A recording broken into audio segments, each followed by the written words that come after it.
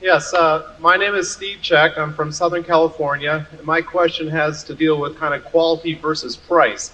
I've been to 3 annual meetings and I've heard great things about Coke every year, but as far as I'm aware, you have not bought any additional shares of Coke over the last 3 years, even though the stock has done just fine. If an investor has a relatively short time frame, say 3 to 5 years, how much weight do you think one should give to quality versus price?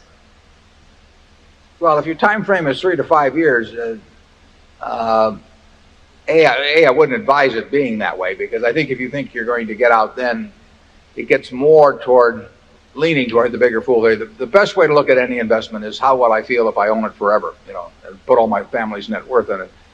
But we basically believe in buying, if you talk about quality, meaning the certainty that the business will perform as you expect it to perform over a period of time, so the range of possible performance is fairly narrow.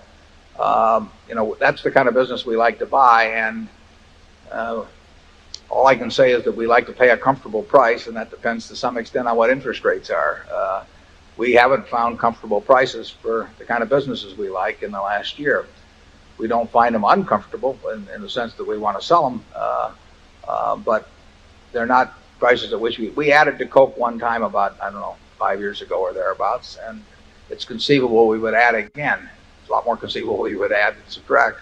But that's the way we feel about most of the businesses. We did make a decision last year that we thought bonds were relatively attractive, and we trimmed certain holdings and eliminated certain small holdings in order to make a bigger commitment in bonds. Charlie? Yeah, you talk about quality versus price. The investment game always involves considering both quality and price, and the trick is to get more quality than you're paying for in the price. It's just that simple. But not easy. No, but not easy.